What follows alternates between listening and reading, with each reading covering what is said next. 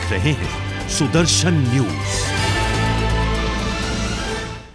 नमस्कार, मैं हूं पूजा सिंह, आप देख रहे हैं सुदर्शन न्यूज। और आज हम बात करेंगे कि किस तरीके से अमेरिका, जिससे अपना नहीं संभल रहा, जिससे अपने देश में लोगों के अधिकारों की रक्षा नहीं हो पा रही है, वो बात कर रहा है भारत के लोगों की ह्यूमन राइट्स की। अमेरिकी विदेश विभाग ने भारत पर अपनी 2021 की मानवाधिकारों को लेकर एक रिपोर्ट जारी की है, जिसमें मनमानी गिरफ्तारी, हिरासत में मौत, अल्पसंख्यकों के खिलाफ धार्मिक हिंसा, अभिव्यक्ति की आजादी, मीडिया पर प्रतिबंध की बात कही है। और दिलचस्प बात तो यह है कि अमेरिका अपने ही देश में अश्वेतों के साथ हो रहे अन्याय पर चुप्पी बनाकर रखता है। बता दें कि भारत दुनिया का सबसे बड़ा लोकतंत्र है, जहां पर लगभग दुनिया के सभी धर्म के लोग रहते हैं।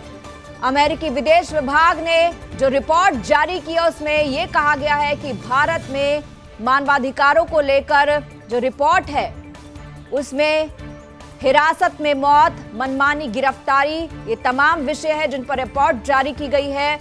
अश्वेतों पर अन्याय को लेकर अमेरिका कुछ नहीं बोलता।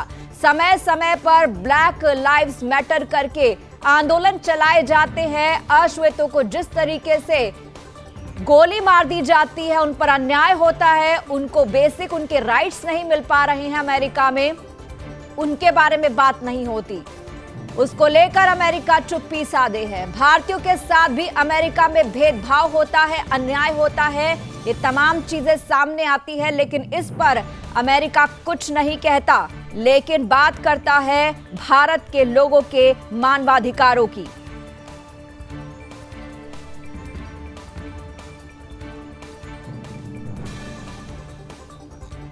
और हमारे साथ जुड़ गए हैं दो मेहमान जिनसे हम चर्चा करेंगे। प्रमोद पावा जी हैं हमारे साथ, विदेशी मामलों के जानकार। टीपीएस त्यागी जी हैं, रक्षा विशेषज्ञ। आप दोनों का बहुत बहुत स्वागत है। और सबसे पहले कर्नल साहब, मैं आपके पास आना चाहूंगी, आप कैसे देखते हैं? यहाँ पर हम बात कर रहे हैं कि किस तरीके से अमेरिका भारत के लोगों के मानवाधिकारों की रिपोर्ट जारी करता है, लेकिन अपने गिरेबान में झांक कर नहीं देखता। आप बिल्कुल ठीक कह रही हैं। पहली बात तो ये कि हमें किसी से सर्टिफिकेट लेने की आवश्यकता नहीं है जी। अगर दुनिया में लोकतंत्र का सर्टिफिकेट दिया जाएगा तो वो हमारे द्वारा दिया जाएगा। हम दुनिया, अमेरिका की आबादी है कितनी? जी 33 करोड़, और हमारी कितनी है? 133 करोड़। जी, यानी कि अगर कोई लोकतंत्र तरीके से व्यवहार कर रहा है या नहीं कर रहा है, ये सर्टिफिकेट देने का पहली बात तो ये कि अधिकार भारत को है, ना कि अमेरिका को। अब दूसरी बात, दूसरों के घरों पे पत्थर वो लोग नहीं फेंकते जिनके खुद घर शीशे के हो। ये कहावत आप बहुत सुनी हो।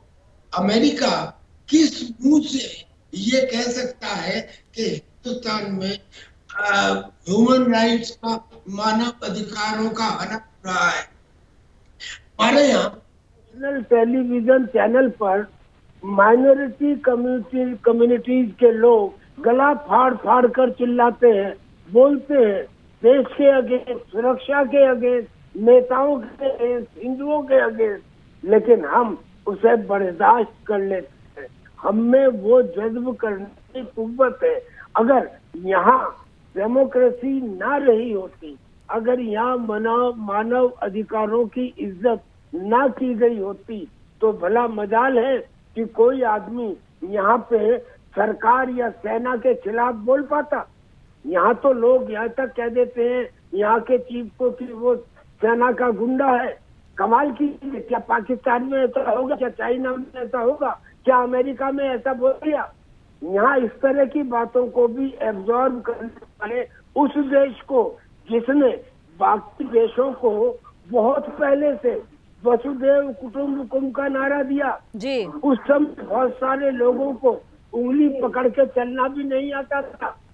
ये वो देश तो एक एक दो दो धर्म को ज्यादा से ज्यादा अपने में समेटे हुए हैं, और हिंदुस्तान इसमें सभी यहूदी हो या पारसी हो या जैन हो या सिख हो या मुसलमान हो, सभी माइनॉरिटीज को हमने शरण दी। इतनी सहनशीलता, इतनी अतिथि सत्कार करने वाले इस देश को, जहाँ पे पत्थर को भी भगवान मानते हैं, उस देश में ये कहते हैं कि हम मौलिक अधिकारों का हनन कर रहे हैं। अरे तुमको नहीं दिखाई देता? तुमने एक सुबह में यानी कि क्या डाउट था, इराक के अंदर वेपन्स ऑफ मास डिस्ट्रक्शन है, यानी कि केमिकल और बायोलॉजिकल वेपन, ये शक था। आपने चढ़ाई कर दी, लाखों लोगों को मार दिया और वहाँ चूहिया भी नहीं निकली। अब इसके लिए, इतना बड़ा मानव हनन के लिए कौन जिम्मेदार होगा? अमेरिका से ये सवाल नहीं पूछा जाएगा जी। आपने अफगानिस्तान में 8 आतंकियों को मारने के लिए मिसाइल, पता था कि आतंकी तो मरे नहीं, 8 सिविलियन मर गए। कौन जिम्मेदार होगा? मानव अधिकारों का किसने हनन किया? तो ये अमेरिका की आज के बाद मैं समझता हूँ कि हिंदुस्तान को खुल्लम खुल्ला कह देना चाहिए कि जो हुआ तो हुआ, खत्म, अब कोई अधिकार नहीं है। No super power. अरे इनकी विश्वसनीयता ध्वस्त हो चुकी है अफगानिस्तान में, वियतनाम में और अब यूक्रेन में। ये अब कोई कंट्री इन पर विश्वास नहीं करेगा। तो ये सर्टिफिकेट दे दूसरी कंट्रियों को, हमें मानने से न केवल विरोध है, बल्कि हम ये कहते हैं कि अब इनको ये अधिकार ही नहीं है कि ये दूसरे के ऊपर टीका टिप्पणी करें या दुनिया इनकी बात सुने। हम इसका घोर विरोध करते हैं और हम एक सैनिक है। हमारे ऐसा नहीं है कि हमने कह दिया विरोध हो गया।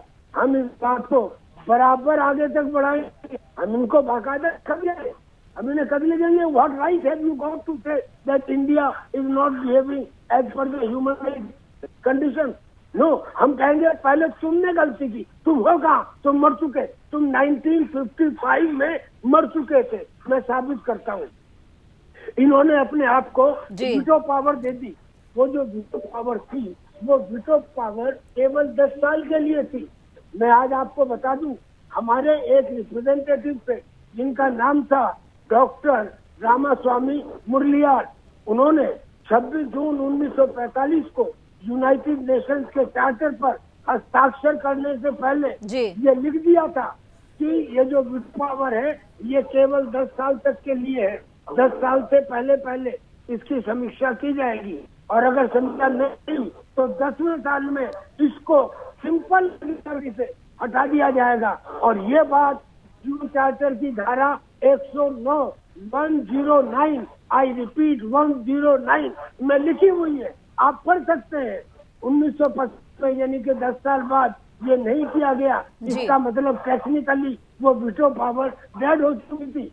इसका मतलब आपका सुपर पावर, पहला पावर, जी पावर जाहिर सी बात है कर्नल साहब की कहीं ना कहीं अमेरिका जो है दूसरों के देश की बात करता है, लेकिन उसके अपने देश में क्या घटित हो रहा है उस पर ध्यान नहीं जाता। पावा जी, आपके पास आना चाहूंगी। 2021 में एक सर्वे हुआ था, उसमें यह था कि जो भारतीय नागरिक प्रवासी है अमेरिका के अंदर, 2 में से 1 भारतीय के साथ, हर 2 में से 1 भारतीय के साथ जाति, धर्म, लिंग के आधार पर, त्वचा के रंग के आधार पर डिस्क्रिमिनेशन होता है, भेदभाव होता है। 40 लाख की आबादी है अमेरिका के अंदर जो भारतीय वहां पर रहते हैं, हालांकि जो वोटर्स है उनकी संख्या जो है 1% से कम है। वहां पर भारतीयों के साथ जो डिस्क्रिमिनेशन हो रहा है, जो नस्लीय भेदभाव हो रहा है, उस पर अमेरिका कुछ नहीं बोलता है। सबसे पहले तो मैं आपका धन्यवाद भी करूंगा जी, और आपको साधुवाद भी दूंगा कि आपने इस विषय पर चर्चा रखी। जी धन्यवाद। बेशक ये नक्कार खाने में तूती की आवाज है, लेकिन इस बात का सबूत है कि बेशक आपके विचारों से मैं समर्थन हूं या करता हूं या नहीं करता हूं, लेकिन आपने ये साहस दिखाया। So nice of you and thank you very much for that. जी थैंक यू। जहां तक बात अमेरिका की है कि वो हमारे मानव अधिकारों और हमारे आंतरिक मामलों के ऊपर उंगली उठाता है, तो इसके लिए हमारे विपक्षी दल, हमारे राजनीतिक दल, हमारी सरकार, उनको इकट्ठे होकर सामने आ जाना चाहिए कि उसकी क्या औकात है कि वो हमारे आंतरिक मामलों में दखल अंदाजी दे। वो हमारे खारकोन में या दूसरी जगहों पर जुलूस में होने वाले पथराव और दंगे फसाद को लेकर हमारे ऊपर मानव अधिकारों का हनन का आरोप लगाए, उससे पूछा जाए कि उसने सद्दाम हुसैन को रासायनिक हथियार क्यों दिए? जी में क्या किया, उसने सीरिया में क्या किया, उसने अफगानिस्तान में क्या किया, और तो और हमारे बिल्कुल पड़ोसी देश में पाकिस्तान में उसने अपने ड्रोन हमले करके वहां 70,000 नागरिकों को मार दिया। वो तब मानव अधिकार उनको याद नहीं आता। अभी पिछले हफ्ते हमारे सिख बुजुर्ग को वहां पर एक गोरे ने मारा है सिर्फ इस वजह से कि उसको नस्ल भेदी, जैसा आप बता रहे थे, नस्ल भेदी और लिंग भेदी वहां पर डिस्क्रिमिनेशन है, 100% है। वहाँ काले आज भी बैकवर्ड समझे जाते हैं, जबकि बसाया उन लोगों ने है। जी। और अमेरिका तो बसा ही मानव अधिकारों के उल्लंघन पर है। जो नेटिव अमेरिकी थे, रेड इंडियंस, वो कहाँ है? जी। कितने करोड़ लोगों को मार के अमेरिका बसा है। जी। हमारी सरकार को इसका पुरजोर विरोध करना चाहिए, मैं तो यही मानता हूँ। और किसी से डर के अगर हम घुटने टेकते हैं तो वो दूसरा हमें लिटाने के लिए मजबूर करते हैं। जी जी जी, सारी बात सही है। यहाँ पर हम अमेरिका के अगर रवैये की बात करते हैं, मानवाधिकार की वो बात करता है, लेकिन मानवाधिकार को वो खुद ही जो है वो फॉलो नहीं करता। यहाँ पर अगर हम जॉर्ज फ्लॉयड, अगर आपको याद होंगे, जॉर्ज फ्लॉयड की हत्या के बाद ब्लैक लाइफ मैटर करके एक बहुत बड़ा मूवमेंट अमेरिका में भी चला था, उसको लेकर बहुत प्रश्न उठाए गए थे। लगातार अगर हम यहाँ पर देखते हैं कि जो वहां पर ब्लैक लोग हैं, जो अश्वेत लोग हैं, उनका जो रहन सहन है वो बहुत खराब है। मेडिकल फैसिलिटीज उनको नहीं दी जाती। इंडियंस की बात करते हैं, उनके साथ डिस्क्रिमिनेशन होता है। तो बाहर दूसरे देशों की तो समझ में आती है कि अमेरिका क्या करता है। अफगानिस्तान में आज लोग अपनी बेटियों को बेच रहे हैं ताकि उनको खाने को मिले, पैसा मिले। जरा जरा सी बच्चियों को अफगानिस्तान में बेचा जा रहा है। इस ह्यूमन राइट्स की बात नहीं करता अमेरिका। और साथ ही साथ वहां पर हथियार प्रोवाइड करवा रहा है यूक्रेन में। अगर ह्यूमन राइट्स की इतनी चिंता थी तो अमेरिका को रोकना चाहिए था कि हथियार प्रोवाइड नहीं कराएंगे, हम पीस टॉक करेंगे और हम टेबल पर आएंगे। ये सारी बातें नहीं की। कर्नल साहब, आपसे जानना चाहूंगी इसके बारे में, आपका क्या कहना है?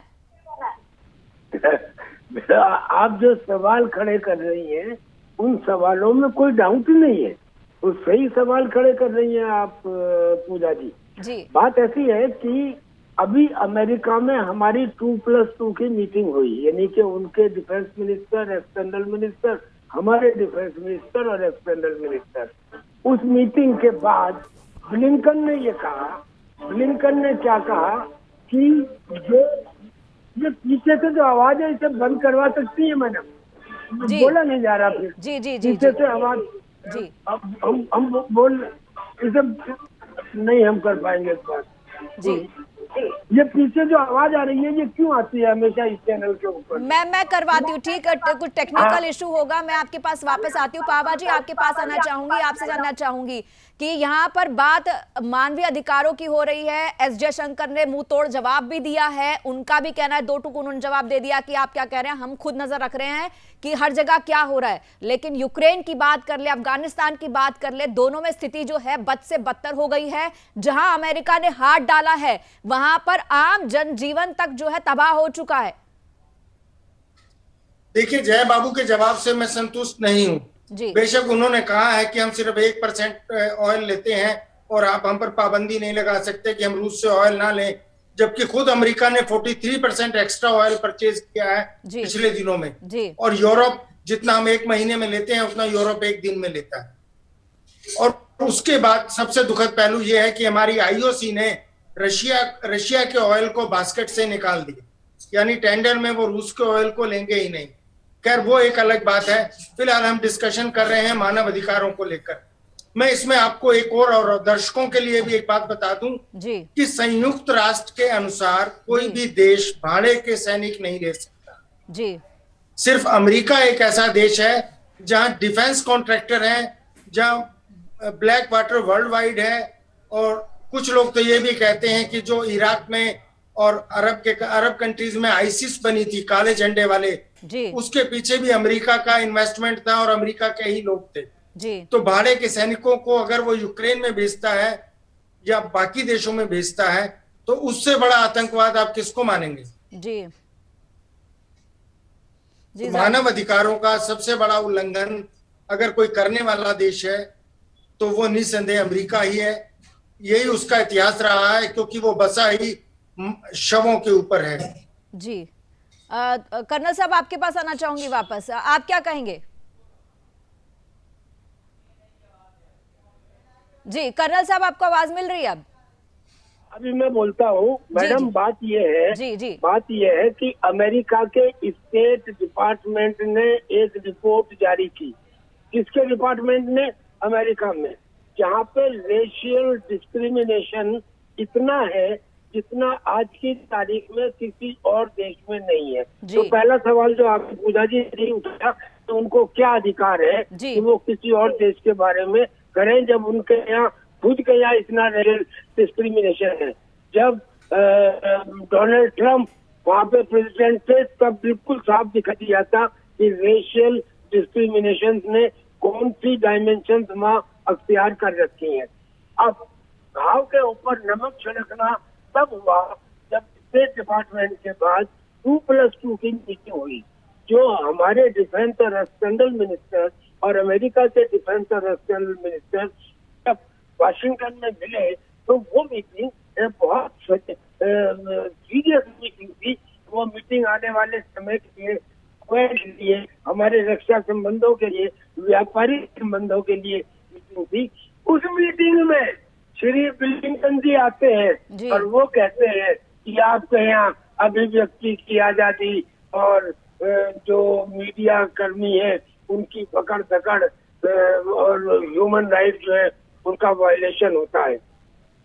मैं ये कहता हूँ, दुनिया में एक देश ऐसा बता दीजिए जिस देश के प्राइम मिनिस्टर ने ये कहा हो, सबका साथ, सबका विश्वास, सबका प्रयास, ये बात कहने वाला कौन से देश का प्राइम मिनिस्टर है? हमारे यहाँ जितनी भी सब्सिडीज दी गई उसमें माइनॉरिटी को ज्यादा दिया गया और मेजॉरिटी को कम। If you see the number, हमारे यहाँ एक प्राइम मिनिस्टर ने ये भी कहा था कि हमारे देश के संसाधनों पर पहले अल्पसंख्यकों का हिस्सा है। तो फिर ये समझ में नहीं आया कि आप ये कैसे कह रहे हैं कि हमारे यहाँ ह्यूमन राइट्स का वायलेशन हो रहा है। अगर कोई आके निर्दोष लोगों को मारे और हमारे सुरक्षा बल उसे पकड़ ले, तो क्या ये मानव अधिकारों का हनन है? ये हनन नहीं है। ये अपनी सुरक्षा में आपके यहाँ में और हमारे यहाँ में फर्क देखिए। हमारे यहाँ कश्मीरी पंडित 1000 लोगों के हाथ में बंदूक और 2 लाख कश्मीरी पंडित उस बंदूक से डर के चले आए, मगर हमने फ्री गन कल्चर नहीं किया। आपने क्या कर रखा है? जी, फ्री गन कल्चर की वजह से ही जो है वहां पर आए दिन जो है मास शूटिंग होती है, वहां पर लोग मारे जाते हैं, जैसे कि अभी हाल में ब्रुकलिन में हुआ है। जी, अब आपने कैसा सा रूल बनाया जी, अमेरिका फर्स्ट। अरे तुम रूल बनाओ, तुम्हारे लिए होगा, हमसे क्या मतलब है? हमारे लिए थोड़ी अमेरिका फर्स्ट है। आपने कैसा रूल बनाया? ठीक है भाई, अमेरिका फर्स्ट, आप अमेरिका फर्स्ट के हिसाब से ही काम करते रहे हो। एक काम आज पिछले 50 साल की हिस्ट्री में बता दीजिए जो आपने अपने इंटरेस्ट के अलग ह्यूमैनिटेरियन ग्राउंड पे किया हो। तो वो जो आपके काम है उसमें तो इंटरेस्ट ऊपर रहता है। आपने अगर निक्सन ने चाइना के लिए वर्ल्ड ट्रेड के दरवाजे खोले थे, तब भी आपका इंटरेस्ट था, और आज आप चाइना से लड़ रहे हैं तब भी आपका इंटरेस्ट है, क्योंकि आप ये चाहते हैं आप कहीं कोई फिलीपींस की, इंडोनेशिया की या हिंदुस्तान की मदद नहीं करना चाहते। आपको दिखाई दे रहा है कि साउथ चाइना सी में अकूत million cubic feet of natural gas है और अकूत number of crude oil barrels है, इसलिए आप साउथ चाइना सी में जा रहे हैं। तो आप ये क्या, मुझे बहुत बुरा लग रहा है कि सबसे दुनिया की सबसे बड़ी डेमोक्रेसी, दुनिया की सबसे ज्यादा टॉलरेंस डेमोक्रेसी, 133 करोड़ को डेमोक्रेसी, अरे 33 करोड़ में डेमोक्रेटिक वैल्यूज को मेंटेन करना आसान है। 133 करोड़ में क्या वो इतना आसान है? उसके बावजूद आप इसके ऊपर उठाते हो। ये केवल विरोध की बात नहीं है, ये तो बात आगे क्या आएगी कि इस कंट्री के ऊपर रोक लगा देनी चाहिए ये दूसरी कंट्रीज के ऊपर अपनी ओपिनियन जाहिर करे। और हमारे जयशंकर प्रसाद ने वाशिंगटन में बहुत बढ़िया कह दिया, बहुत बढ़िया कहा। जब वहाँ के विदेश मंत्री ने ब्लिंकन ने कहा कि आप तुम्हारे यहाँ ह्यूमन राइट्स का हनन हो रहा है कुछ इनडायरेक्ट में, तो जयशंकर प्रसाद जी ने भी कह दी है कि अगर तुम्हें हमारे बारे में ओपिनियन बनाने का हक है तो हमें भी तुम्हारे बारे में ओपिनियन बनाने का हक है। और जो ओपिनियन का वो मैं आपके सामने कह रहा हूँ कि America has got no right to do it. मैं तो बल्कि एक पॉइंट और आपको ऐड करके बता दिया कि ये जितनी वीटो पावर है इनकी डेड बॉडी 1955 में निकल चुकी थी टेक्निकली। हम तो एक मुद्दे को ढो रहे हैं पिछले 70 सालों से। अब आवश्यकता नहीं है, एक न्यू वर्ल्ड ऑर्डर आएगा। आज दुनिया में एक भी लीडर मुझे ऐसा बता दीजिए जो इफेक्टिव तो होगा लेकिन रेस्पेक्टेबल है क्या, माननीय है क्या? ऐसा लीडर केवल भारत है जो न केवल इफेक्टिव है बल्कि सम्मानीय भी है। और ऐसे लीडर के ऊपर उंगली उठाना, इसके पीछे कुछ ना कुछ षड्यंत्र है। क्या तुम अब पाकिस्तान के शहबाज शरीफ को ये कह के खुश करना चाहते हो कि इमरान को बाहर निकाल के आपने मेरी मदद कर दी, अब मैं वहाँ बेस बनाऊंगा, अब मैं वहाँ ड्रोन हमले करूंगा, अब मैं अफगानिस्तान के ऊपर एक्शन लूंगा, इसलिए आप उसे खुश करने के लिए हिंदुस्तान के ऊपर उंगली उठाना चाहते हो? This is not correct. आपको जितनी हिंदुस्तान की आवश्यकता है उतनी हिंदुस्तान को आपकी नहीं है, ये भी आप समझ लें। पूरे साउथ एशिया के अंदर आप कोई युद्ध बगैर हिंदुस्तान के लड़ ही नहीं सकते। कल को आपने ताइवान को कह रखा है कि साहब हम तुम्हारे साथ आएंगे, पहले तो आप पे यकीन कैसे करें कि आप यूक्रेन के साथ आएंगे? आप अपने बूट्स ऑन द ग्राउंड रखेंगे नहीं, हथियार पकड़ाते रहेंगे, क्या इससे काम? क्या आप अमेरिका में बैठ के इतनी दूर ताइवान में यूक्रेन की तरह हथियार भी भेज पाएंगे? ये मुझे लगता है कि सारी जो बात है, जो सारा प्रेशर क्रिएट किया जा रहा है इस ह्यूमन राइट्स वाले एंगल को लेके, सिर्फ और सिर्फ एक ये प्रेशर टेक्निक है। पावा जी आपके पास आना चाहूंगी। जिस तरीके से रशिया और यूक्रेन के बीच जो युद्ध चल रहा है उस मामले को लेकर लगातार बाकी जगहों को, बाकी देशों को छोड़कर इंडिया पर लगातार प्रेशर बनाया जा रहा है, ये एक ऐसा ही प्रेशर टेक्निक कही जा सकती है। क्या कहेंगे इस पर आप? देखिए, ऐसा है, कोई भी इंसान हो जब वो सुपीरियरिटी कॉम्प्लेक्स से या जहनी तौर से बीमार हो तो वो इस तरीके की हरकतें करता है। और अगर कोई अपनी शराफत से या शांति से रहे तो वो उसको उसकी कमजोरी समझ लेता है। 4 साल पहले हमारे यहाँ एक धार्मिक संगठन है बजरंग दल, उसको अमेरिका ने आतंकवादी संगठन घोषित कर दिया। हम तब चुप रहे। शायद उसने ये सोचा कि हमारी ये चुप्पी हमारी कमजोरी है। ठीक है, हमारे यहाँ कुछ मानव अधिकार उल्लंघन हुए हैं, ठीक है, हमारे यहाँ के जो शासन है, तंत्र है, उसने गैर कानूनी तरीके से एक खास समुदाय के मकानों को तोड़ा, बिना कानून के बुलडोजर चलाए, लेकिन वो हमारा एक आंतरिक मामला है।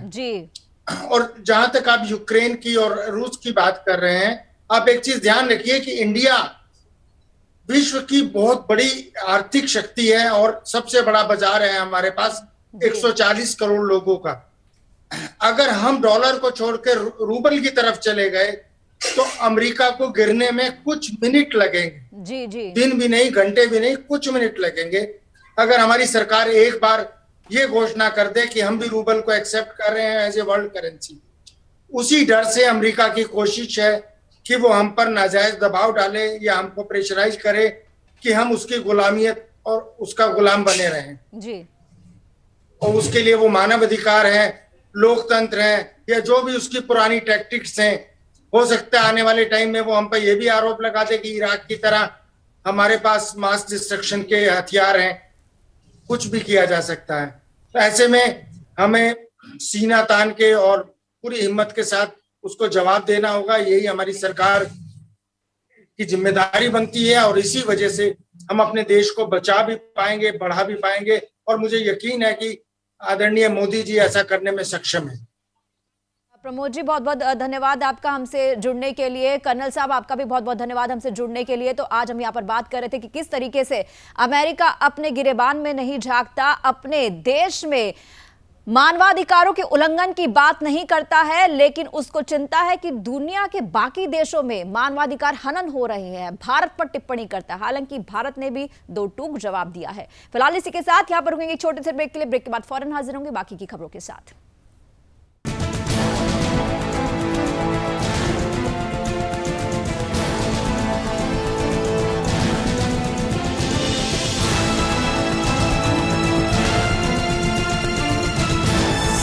आप देख रहे हैं सुदर्शन न्यूज।